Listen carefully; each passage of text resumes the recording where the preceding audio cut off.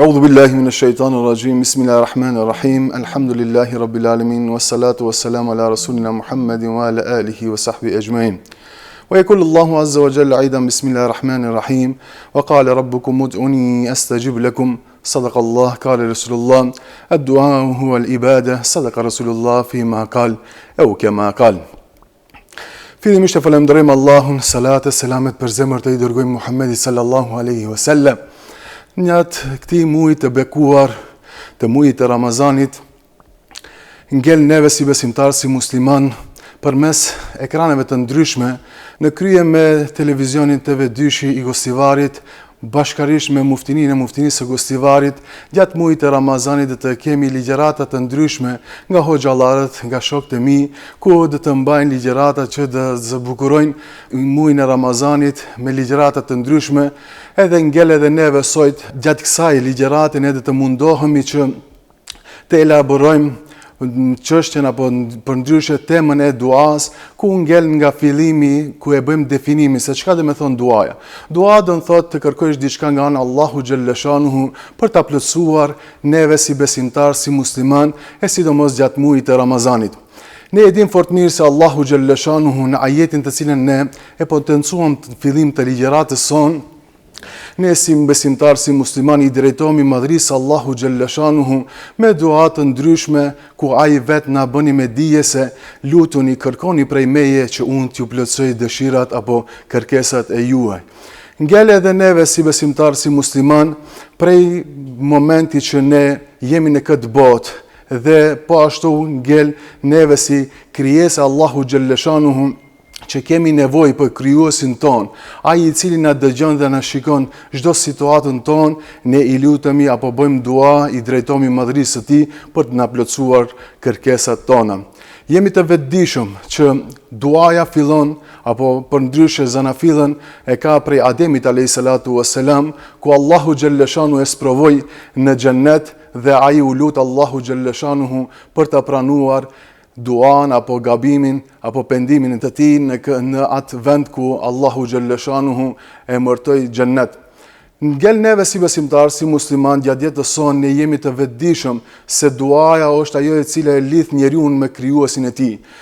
Po të njëjtën kohë ne duhet të dimë se duaja është ibadet, që i drejtohemi Allahu xhallashanuhu duke pas parasysh hadithin e Muhamedit alayhis salatu wassalam, ku na bëni me dije se ad-du'a huwa al-ibadah.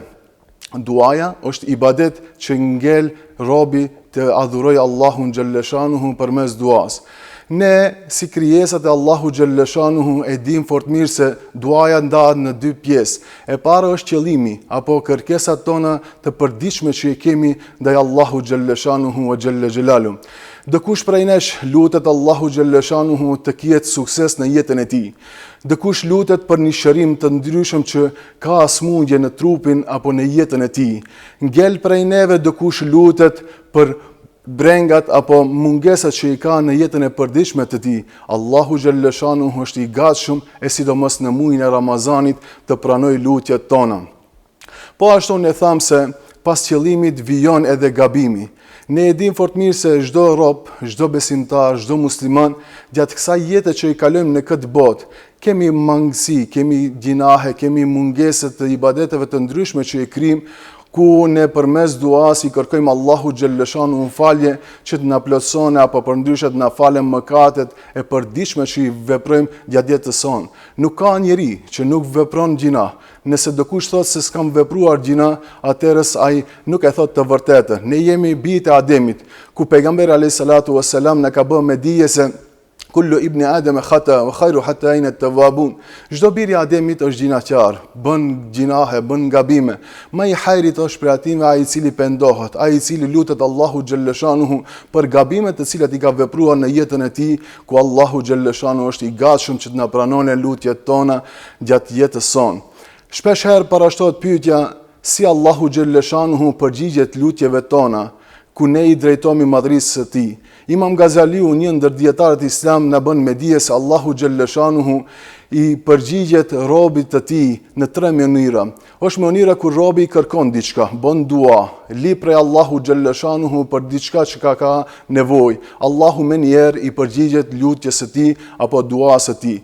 Kemi një rast tjetër, në rastin e dytë ku robi lutet Allahu xhallashanuhu, kërkon diçka, por Allahu e vonon dhe se jep atë që e kërkon, por i jep atë që është më e mirë se ajo që e kërkon robi apo përndryshe krijesa e Allahu xhallashanuhu. Dhe në rastin e tretë, Imam Gazali e potencon kur robi i lutet Allahu xhallashanuhu, bon dua, ndërsa Allahu xhallashanuhu e vonon duan dhe e plotson me një kërkesë apo përndryshe e plotson me një dëshirë që ai nuk mund të androj apo nuk mund të perceptoj se çka mund të sjellë Allahu xhallashanuhu dhe ja jep atë superiorën që ai asnjëherë s'e ka ndruar në jetën e tij. Parashtrohet pyetja tjetër, kur pranohen lutjet tona, kur është ajo koha më e përshtatshme që robi, besimtari, muslimani të lutet gjatë muajit të Ramazanit. Ne jemi të vetëdijshëm nga hadithet e pejgamberit alayhis salatu wassalam se ku ai ka potencuar në hadithin e tij se janë disa kohë të caktuara ku Allahu xhallashanuhu nuk i refuzon lutjet. Është koha kur besimtari muslimani ngrihet në sifir dhe i lutet Allahu xhallashanuhu për kërkesat apo për nevojat e tij. Allahu në këtë kohë nuk e mohon apo nuk e kthen bosh robin e tij pa më e plotësuar dëshirat apo kërkesat e tij. Koha e tjetër ku Allahu xhallashanuhu e pranon lutjet është koha para iftarit, ku robi me një kërkesë të madhe, me një ambicie i lutet Allahu xhallashanuhu për të pranuar lutjet e tij dhe Allahu xhallashanuhu nuk e refuzon lutjen e agjëruesit që agjëron apo përndryshe i lutet në kohën e para iftarit.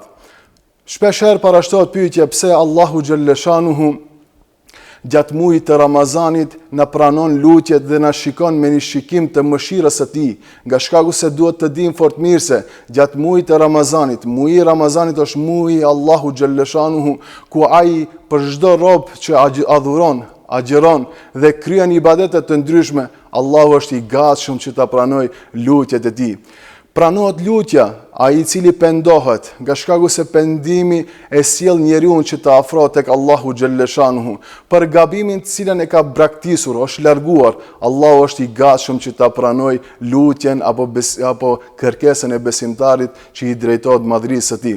Shpeshherë në ditët e sodit parashtrohet pyetja ku na mungon shumë lutja. Na mungon lutjet tona pas namazit, pas çdo ibadetit, pas çdo kërkesën të cilën ne i drejtojmë Allahu xhallashanuhu, ai është i gatshëm që të na pranone. Prandaj në ditën e sodit na mungon lutjet tona ndaj Allahu xhallashanuhu ku ne kemi nevojë për mëshirën, rahmetin, bereqetin e tij. Ngel neve si besimtar, si musliman gjatë muajit të Ramazanit të lutemi Allahu xhallashanuhu pa u ndërprer për çdo kërkesë që e kemi. Nuk duhet të fiksohemi se na shtohen shumë lutjet tona. Allahu kënaqet si një fëmijë kur i lutet prindet të tij, por Allahu kënaqet më tepër se sa prindi kur i lipën fëmia e tij prej tij. Ngel neve si besimtar, si musliman gjatë këtij muaji të Ramazanit, ne si besimtar, si musliman t'i drejtohemi Allahu xhallashanuhu që të pranojë gjitha agjerimet tona, lutjet tona, ibadetet të cilat i kemi kryer gjatë këtij muaji të bekuar. Edhe një herë ju falenderoj të gjithëve që na shikoni nga ekranet të ndryshme të medjave. Allahu dhasht mira, Allahu va pranof lutjet. Wassalamu alaikum wa rahmatullahi wa barakatuh.